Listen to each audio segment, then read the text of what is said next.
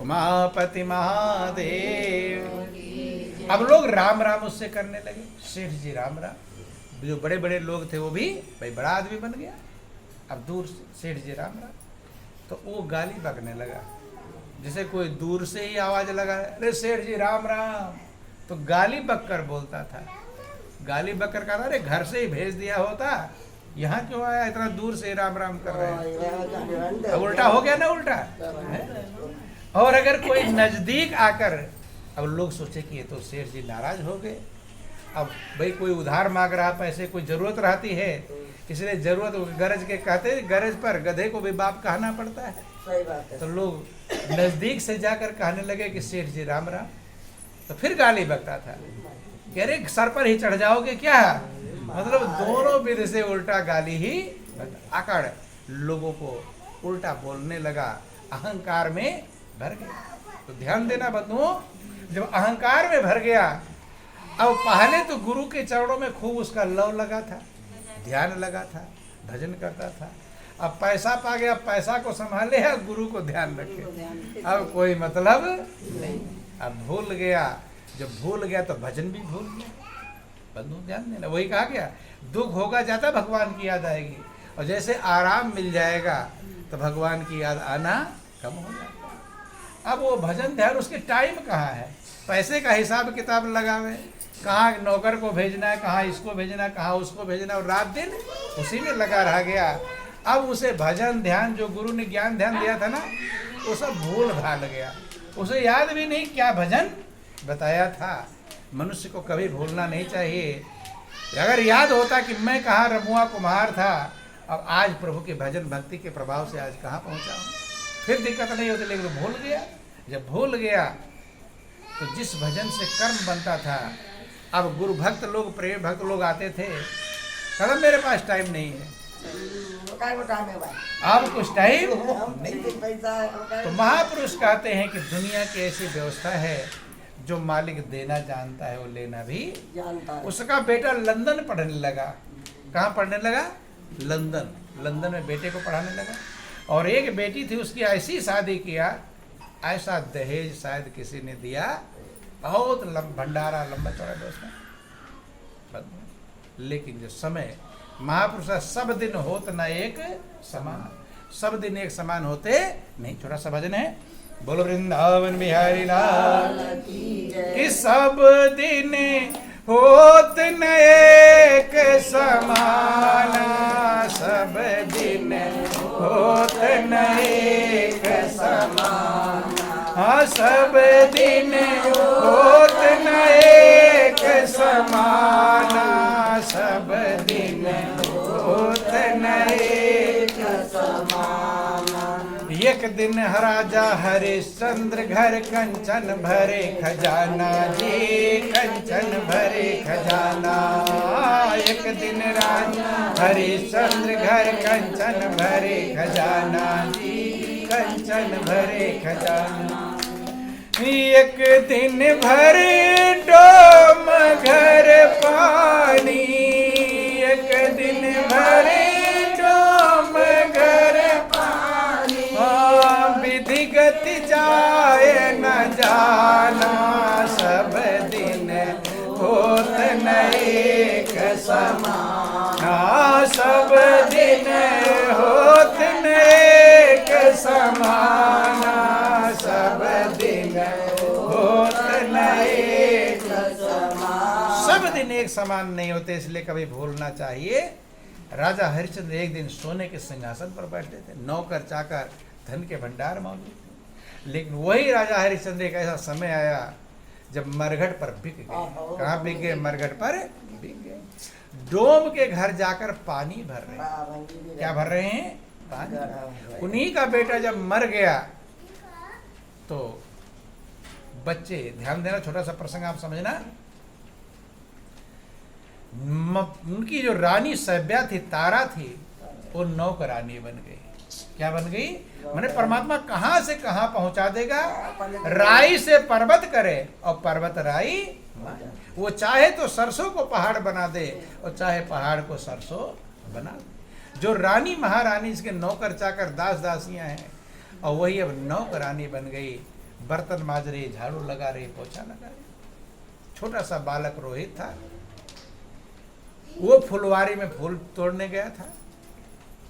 संजोग की बात सांप ने काट लिया। क्या काट लिया? सांप ने काट लिया। बंधु, सांप ने काट लिया, बेहोश होकर गिर गया। बच्चे दौड़े आते हैं कि ऐ नौकरानी, तेरे बच्चे को सांप ने काट लिया। उस समय रानी बर्तन माज रही थी, रानी सभ्या। मालिक से कहती कि मालिक, मेरे बच्चे को सांप ने काट लिया, मैं जाऊं देखो। मालिक कहता, अरे बर्तन 2-4 बर्तन माज के तब चली जाना। सोच लो, गौर करना।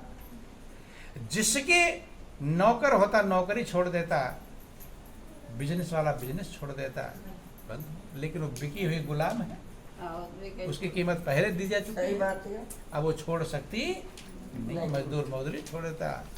रो रो करके बर्तन मांज रही, माजा। फिर मालिक से कहा कि जाओ, और सांप को काटने में जितना देर होगा उतना जल्दी जहर फैलेगा। जाती है, देखती मर। गौर करना, उसके अंतिम संस्कार के लिए कोई साथी नहीं था। सोची कि मरघट का टैक्स कैसे दूंगी। विचार आया कि आधी रात को गंगा में प्रवाहित कर दूंगी। जब मरघट पे रखवाले सो जाएंगे तो गंगा में ले जाकर नदी में, धारा में प्रवाहित कर दूंगे। तो सोच लो, कभी किसी स्त्री का बच्चा मर जाता है तो वो जल्दी छोड़ती नहीं उसे। मरे हुए को भी जल्दी, हमने देखा है कि लोग वो गोद में पकड़ रखेंगे कि मैं नहीं छोड़ूंगी, मर गया है, लोग जबरदस्ती उसकी गोद से खींचकर ले जाते।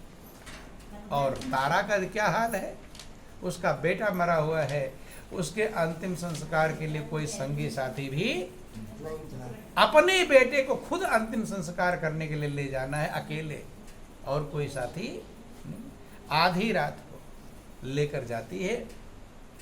जब लेकर जाती, जैसे गंगा में डालने वाली थी तो संजोग की बात, उस घाट पर हरिश्चंद्र का पहरा था। किसका पहरा? हरिश्चंद्र। और वो अपनी ड्यूटी में कमजोर नहीं थे, सोते नहीं थे बंधुओं, क्योंकि धर्म की ड्यूटी थी। किसकी ड्यूटी थी?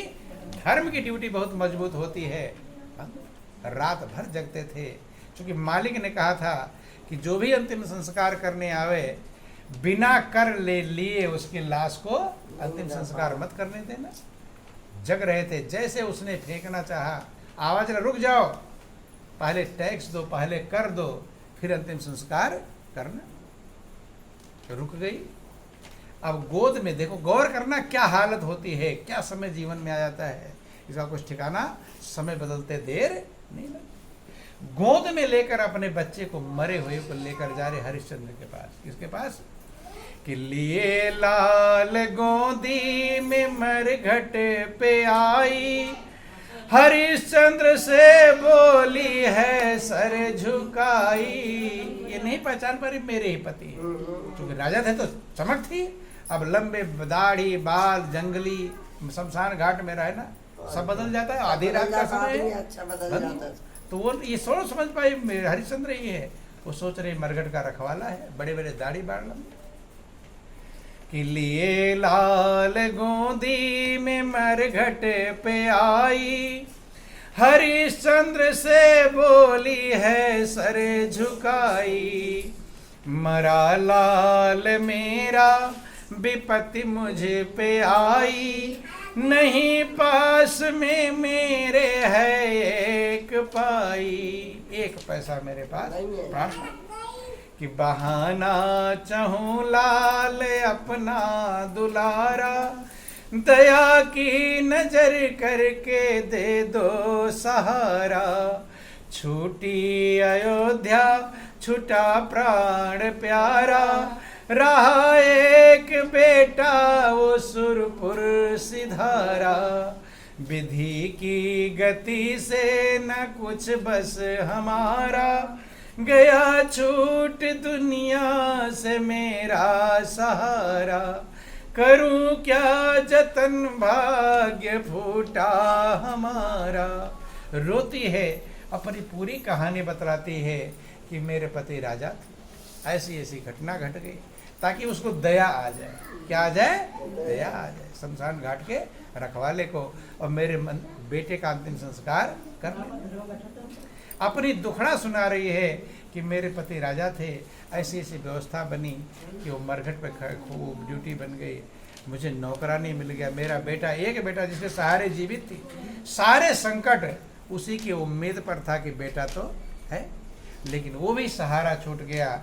विधि के गति से किसी का बस नहीं है, संसार से मेरा सहारा छूट गया, इतनी कृपा कर दो, मेरे पास एक पैसा भी नहीं है, मैं अपने बेटे का अंतिम संस्कार कर दूं। तो जब सारी कहानी सुना तो हरिश्चंद्र पहचान गए कि मेरी ही पत्नी तारा। देखो परीक्षा, कितना समय आता है जीवन में बंधु, जब परमात्मा की परीक्षा होती है, क्या घड़ी आ जाए कुछ ठिकाना नहीं। इसलिए बंधु हरिश्चंद्र ने पहचान लिया। जब पहचान लिया तो हरिश्चंद्र पहचान कर कहते हैं कि पहचान तारा को रोकर वो बोले, और खड़ा है हरिश्चंद्र पहचान तो ले। क्या विचारा है, क्या समय आ गया, मेरी पत्नी, बेटा मर गया, अंतिम संस्कार के लिए। कि पहचान हरिश्चंद्र को रोकर वो बोली, और करो कुछ जतन नाथ खाली है झोली। नहीं रह गया अब तो कोई सहारा, और जीने का अब तो सहारा गया। जिसके सहारे जीवित थी बेटा, वो सहारा भी चला गया। लेकिन धर्म की मजबूती कितनी कीमती होती है। हरिश्चंद्र के धर्म के मार्ग पर, क्योंकि धर्म को कभी नहीं छोड़ना चाहिए, धर्म ही आपकी रक्षा करेगा। धर्म को जो छोड़ देता है उसकी रक्षा कभी होती नहीं। देखो रावण का आपने सुना होगा, रावण इतना महान था, विद्वान था, कि सारे देवी देवता उसके बस में थे, नहीं थे। यहाँ जिंदगी बजाय पूजा करते करते एक देवता बस में नहीं कर पाते, कर लेते हैं। रावण के साथ में सब देवता बस में थे। रामायण वर्णन आया कि कर जोरे सुर दिसिप विनीता, और भ्रिकुटी बिलोकत सकल सभीता। सब देवता उसके बस में थे। इतना महान होते हुए भी रावण ने एक गलती कर धर्म को छोड़ दिया। किसको छोड़ दिया? धर्म। और धर्म को छोड़ दिया तो उसी की जो लंका थी, जो सोने की लंका, ऐसी जल रही है जैसे अनाथ की, जैसा उसका कोई मालिक नहीं। धर्म को छोड़ दिया, संत महापुरुषों का अपमान करने लगा। क्या करने लगा? अपमान। भगवान शंकर पार्वती को समझाते हैं, पार्वती साधु का जो अपमान होता है सारे कल्याण का विनाश कर देता है। रामायण में लिखा गया कि साधु अवज्ञा तुरत भवानी, और कर कल्याण अखिल कर हानि। साधु अवज्ञा कर फल कैसा, और जरे नगर अनाथ कर जैसा। उसी का सोने की लंका ऐसे जल रही जैसे इसका कोई मालिक नहीं। बंधुओं, धर्म को छोड़ देता है, कितना भी संकट आ जाए, एक ही चीज अगर पकड़े रहे धर्म को, वो संभाल लेगा। तो हरिश्चंद्र ने धर्म को नहीं छोड़ा। गौर करना, दूसरा होता कि मेरा ही बेटा मरा है, मेरी ही पत्नी है, अब अंतिम संस्कार कर लेने दो। लेकिन जहाँ नियम का उल्लंघन किया वहीं धर्म छूट जाता है। धर्म छूटा कि आपका जीवन बिगड़ जाता है बंधुओं। इसलिए शिव दधित हरिचंद्र नरेशा, सहे धर्म हित कोटि कलेसा। करोड़ों संकट सह लिया, लेकिन धर्म को पकड़ के रख। हरिश्चंद्र तारा को थोड़ा भरोसा हो गया कि इनका भी बेटा है, कि बिना कर लिए लाश बहाने न दूंगा, हुक्म अपने मालिक का टलने न दूंगा। बिना कर लिए लाश जो मैं बहाऊं, नरक में नहीं ठौरे हरगिज में पाऊं। कहते हैं मैं धर्म की मर्यादा पर चल रहा हूँ। मेरे मालिक का हुक्म है कि कोई किसी का भी बिना कर लिए लाश का अंतिम संस्कार मत करने देना। तो मैं बिना कर लिए, अपने मालिक का हुक्म है उसको उल्लंघन नहीं करूँगा, फिर मुझे नरक में ठिकाना नहीं मिलेगा। तारा ने कहा कि अब मेरे पास क्या है जो मैं टैक्स के रूप में दूँ, कि मजदूर नहीं हूँ जो मजदूरी मिलती है। नौकर नहीं जो नौकरी का वेतन मिलता है। मैं तो बिकी हुई गुलाम हूँ, मेरी कीमत पहले दी जा चुकी है, अब मुझे भोजन मिल जाता है, वो खा लेती हूँ। साल भर में एक कपड़े मिलते हैं, सिल सिल कर पहनती हूँ, तब तक दूसरा कपड़ा तब मिलेगा। साल तब एक साल एक कपड़ा कब तक चलेगा? बंद। क्या दूं मैं? आप ही बताइए कि अब मैं क्या टैक्स के रूप में दूं।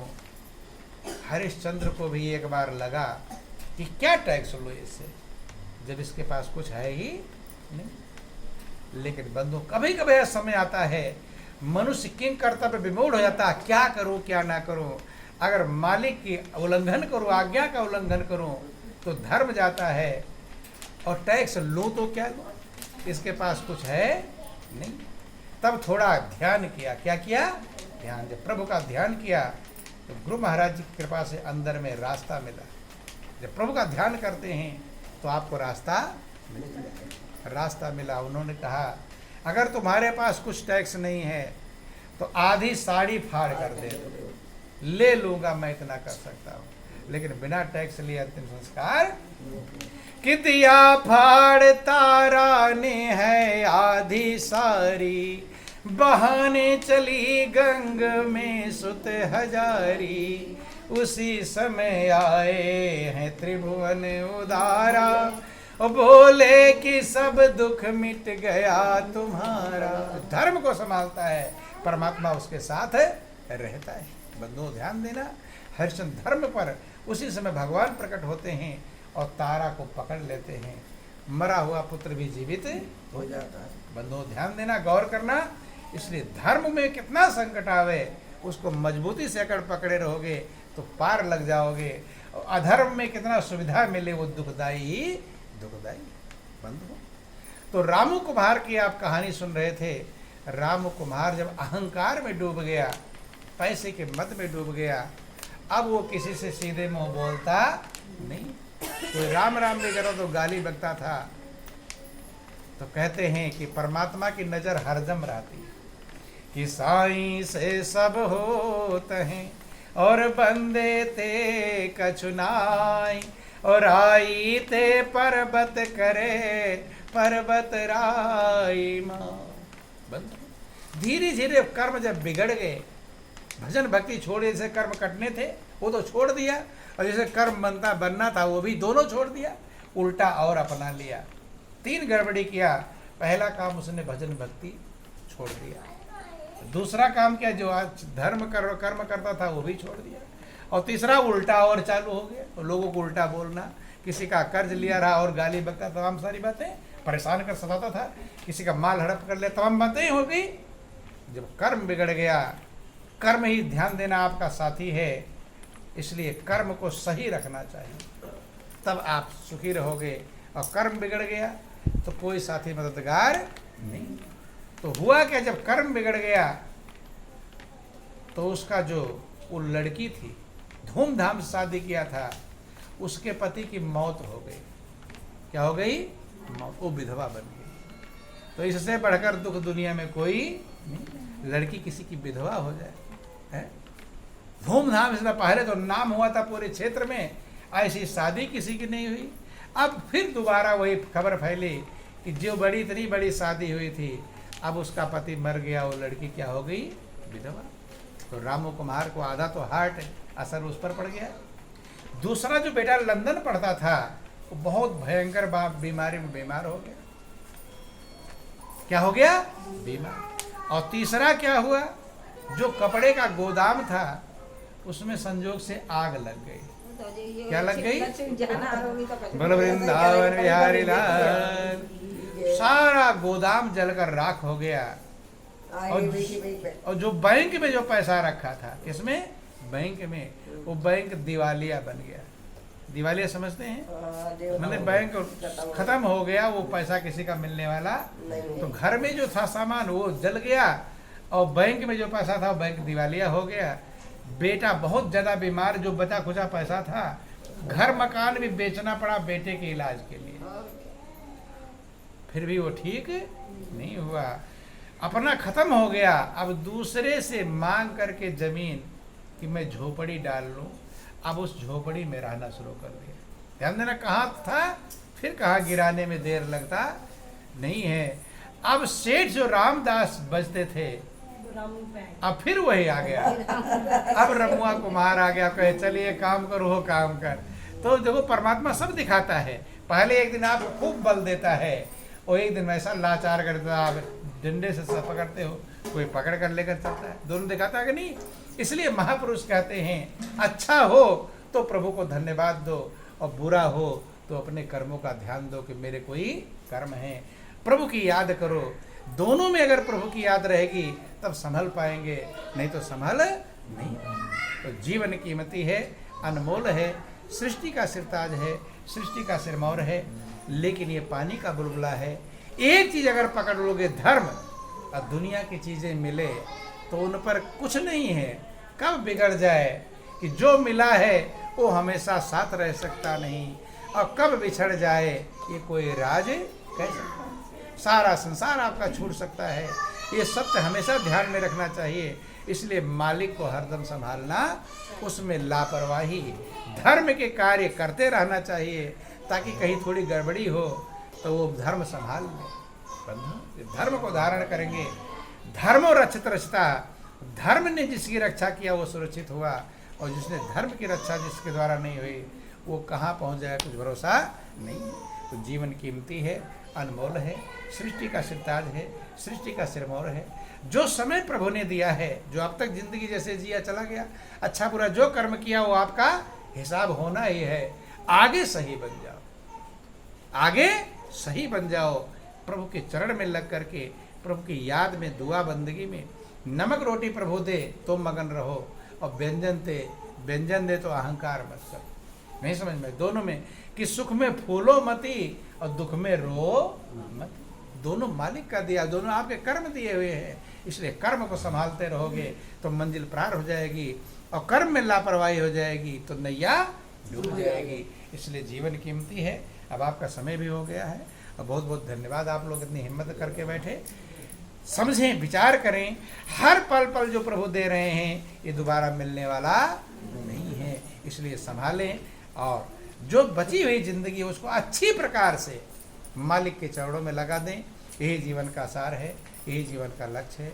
अब अधिक कुछ ना कह करके इन्हीं चंद शब्दों के साथ बोलिए प्रेम से श्री गुरुदेव महाराज की जय, सच्चिदानंद भगवान की।